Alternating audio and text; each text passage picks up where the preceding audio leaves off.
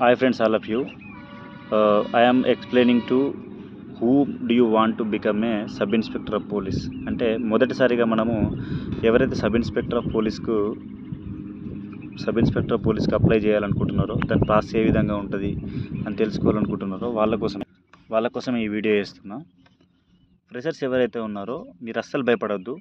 First మీరు తెలుసుకోవాల్సింది ఏంటంటే, ఈ సబ్ ఇన్స్పెక్టర్ ఆఫ్ పోలీస్ అనేది పోలీస్ శాఖలో పనిచేస్తుంది. సివిల్ కానిస్టేబుల్, సివిల్ ఎస్ఐ యొక్క విధి విధానాలు తెలుసుకోండి. వారి యొక్క క్వాలిఫికేషన్ ఏంటి, వీరి యొక్క ఎస్ఐ యొక్క క్వాలిఫికేషన్ ఏంటిది, మరి ఇతని యొక్క విధులు ఏ విధంగా ఉంటాయి అనేది మనం పూర్తిగా తెలుసుకుందాం. ఆల్రెడీ ఒక వీడియో చేసిన చూడండి. ఓకే, నెక్స్ట్ ఈ డిగ్రీ క్వాలిఫికేషన్తో ఇంతకు ముందు సంవత్సరాల్లో రిక్రూట్మెంట్ జరిగినప్పుడు ఎలాంటి క్వశ్చన్స్ వచ్చినాయి, అవి మీకు కొత్తగా చూసినట్టయితే, మీరు ఆల్రెడీ ఈ యొక్క కాంపిటేటివ్ ఫీల్డ్ లేనట్టయితే మీకు ప్రతి ఒక్కటి కూడా హార్డ్గా అనిపిస్తుంది. అప్పుడు మీరు ఏం చేయాలంటే, మీరు ఫ్రెష్గా ఇప్పుడు డిగ్రీ చదువుతున్నట్టయితే మీరు 10th నుంచి ఇంటర్ వరకు, అంటే 6th నుంచి 10th వరకు ఉన్న subjects Telugu, Hindi, English, maths, science, ప్రతి ఒక్క సబ్జెక్ట్ పైన మీరు నాలెడ్జి పెంచుకోవాలి. 6th to 10th వరకు మీరు పర్ఫెక్ట్ ఉన్నట్టయితే మీరు చాలా ఈజీగా రిటర్న్ కావచ్చు, మీకు ఎక్కువ టైం పట్టదు. అలాగే మీరు ఎలాగైతే డిగ్రీ కంప్లీట్ చేస్తున్నారో ఆ టైంలో మీరు కొన్ని ఆన్లైన్లో ఈ రోజుల్లో అయితే మొత్తం ఫుల్ ఆపర్చునిటీస్ ఉన్నాయి. ఇంతకుముందు అంటే దొరకకపోయేది. ఇప్పుడు ప్రతిదీ మీరు ఏది కొడితే అది యూట్యూబ్లో మీకు అవైలబుల్గా ఉంటుంది.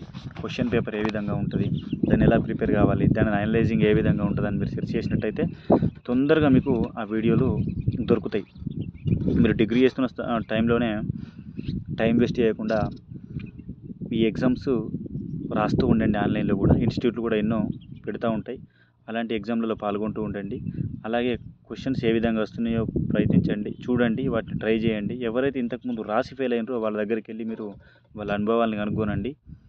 మీరు తక్కువ టైంలో కనుక ట్రై చేస్తే, ఇంకా అతి తక్కువ టైంలో మీరు ఇంకా ఉద్యోగాన్ని కొట్టాలి అని అంటే ఫిజికల్గా చాలా ఫిట్గా ఉండాలి.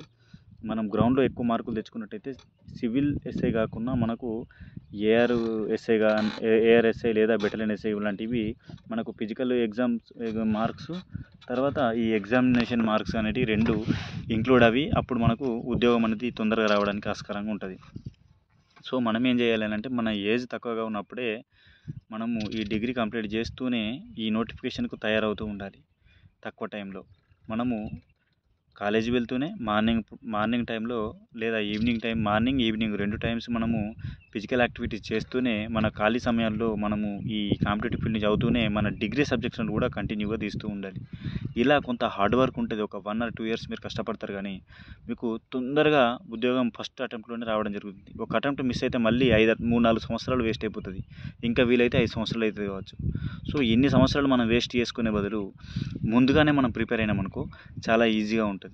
నేను చెప్పాను, ఒకటే కాదు, సబ్ ఇన్స్పెక్టర్లో 3-4 రకాలు నాకు తెలుసు. ఒకటి వచ్చేసి మనం సివిల్ ఎస్ఐ ఉంటుంది. ఇది మన మండలంలో ఉన్నటువంటి పోలీస్ స్టేషన్లలో వీళ్ళ యొక్క విధులు నిర్వహిస్తారు.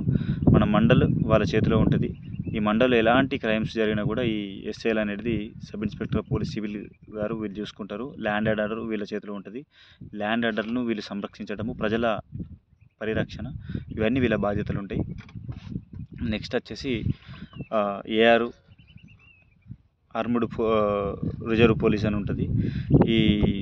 వీళ్ళు కూడా ఈ సెక్యూరిటీ, విఐపీల సెక్యూరిటీ డ్యూటీస్ కూడా చేస్తారు. సో ఇలా సబ్ ఇన్స్పెక్టర్ పోలీసు బెటాలియన్ ఎస్ఐలు కూడా ఉంటాయి. ఓకే, వీళ్ళు బెటాలియన్లో వాళ్ళ యొక్క టీము ఒక బ్యాచ్ను మెయింటైన్ చేస్తూ వారి యొక్క డిసిప్లిన్ మరియు ఎక్కడ నల్లజల్లు ఉన్నప్పుడు ఈ రాష్ట్ర వ్యాప్తంగా ఎక్కడికైనా వెళ్ళి వీళ్ళు చేయాల్సింది ఉంటుంది. సో ఇవన్నీ ఎస్ఐలు ఇన్ని రకాలుగా ఉంటాయి.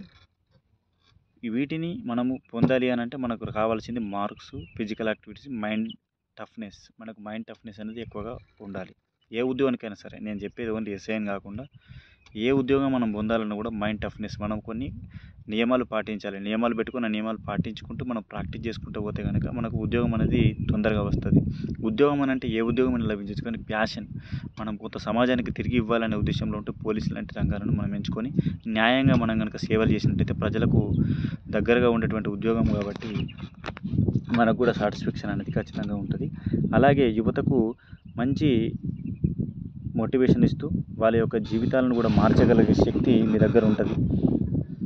అన్ని డబ్బుతో ముడిపడి లేవు, కొన్ని సాటిస్ఫాక్షన్ కోసం కూడా చేస్తారు. అలాంటి ఉద్యోగమే పోలీస్ లేదా ఆర్మీ, ఇలాంటి సెంట్రల్ గవర్నమెంట్ పోలీస్ ఫోర్సెస్లో అన్నీ కూడా దాంట్లో విభాగాలే, ఏదైనా పర్వాలేదు. ముందుగా మీరు తెలుసుకోవాల్సింది ఇంతకుముందు అప్లై చేసుకున్న వాళ్ళ దగ్గర అనుభవాలు మనం నేర్చుకోవాలి. రెండవది యూట్యూబ్లో సక్సెస్ అయిన వాళ్ళు ఇంటర్వ్యూస్ ఇస్తారు, వాటిని కూడా చూడాలి. ఓకే, పాడ్కాస్ట్లు కూడా జరుగుతాయి కొన్ని. మీరు ఏ విధంగా ప్రిపేర్ అయ్యారు, ఎట్లా ప్రిపేర్ అయితే మీరు ఉద్యోగాన్ని తొందరగా సాధించారు, ఎక్కడ కోచింగ్ తీసుకున్నారు, ఎలా ప్రిపేర్ అయ్యారు, మీ 10th క్లాస్ మార్క్స్ ఏ విధంగా ఉండే, ఇంటర్ మార్క్స్ ఏ విధంగా ఉండే, మీరు తర్వాత ఎన్నిసార్లు ఫెయిల్ అయ్యారు అనేటువంటి అంశాలపైన వాళ్ళు మాట్లాడతారు. వాళ్ళ నాలెడ్జ్ని మీరు పొందాలి. పొందిన తర్వాత మీరు ఏం చేస్తే బాగుంటుంది అనేటువంటి ఒక నిర్ణయానికి వచ్చి ఒక పెన్ను పేపర్ తీసుకొని వాటిని మీరు రాసి పెట్టుకోవాలి. ఈ విధంగా నేను చేస్తాను, ఈ విధంగా చేస్తాను అని చెప్పి ఎన్ని ఏమైనా అదిని చేసి తీరాలి. అప్పుడు మీరు సక్సెస్ఫుల్ అనేది అవుతారు. సమాజంలో కొంత గౌరవం కావాలి అంటే మీరు సక్సెస్ అయిన తర్వాతనే మీకు సమాజం అనేది గౌరవాన్ని ఇస్తుంది. కనుక తప్పకుండా మీరు మీ ప్రయత్నాన్ని వదలకుండా ప్రయత్నిస్తారని చెప్పి ఆశిస్తున్నాను. మన సోల్జర్ రాకేష్ అనేటువంటి ఈ ఛానల్ ముఖ్యంగా యువతకు మంచి మోటివేషన్గా, ప్రతి ఒక్కరికి కూడా నాకు తెలిసిన కొంత నాలెడ్జ్ని పంచడానికి ట్రై చేస్తున్నాను. ఏదో టైంపాస్కు చేసే వీడియోలు కాకుండా నాకు తెలిసిన నాలెడ్జ్ని మీతో పంచుకొని కొందరినైనా సెటిల్ చేసి మంచి వ్యక్తులుగా, మంచి యువకులుగా తీర్చి మన సమాజానికి యూట్యూబ్ ద్వారా వాళ్ళని తయారు చేసి ఇవ్వాలనే ఒక ఉద్దేశంతో మనం యూట్యూబ్ స్టార్ట్ చేయడం జరిగింది.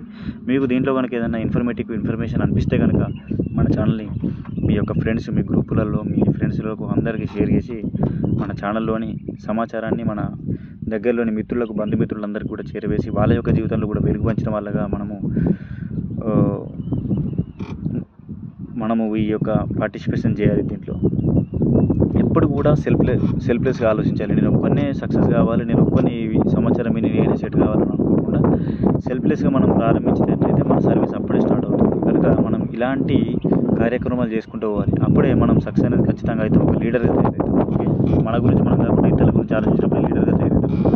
ఓకే, సరే, థ్యాంక్ యూ ఫర్ వాచింగ్ అండి. మీరు మన ఛానల్ని చూసి మన ఛానల్ని సపోర్ట్ ఇస్తూ మన ఛానల్ ముందుకు పోయేలా మీరందరూ ప్రోత్సహిస్తున్నందుకు మీ అందరూ కూడా పేరు పేరున ధన్యవాదములు. మీరందరూ కూడా ప్రతి ఒక్కరు లైక్ ఇచ్చి ప్రతి ఒక్కరు ఒక్కొక్క కామెంట్ పెట్టాలి. మన వీడియోలో ఏమన్నా మిస్టేకులు ఉన్నా, నేను మాట్లాడినట్టు ఏమైనా తప్పులు ఉన్నా నన్ను క్షమించండి. అలాగే కామెంట్ కూడా పెట్టండి. Thank you.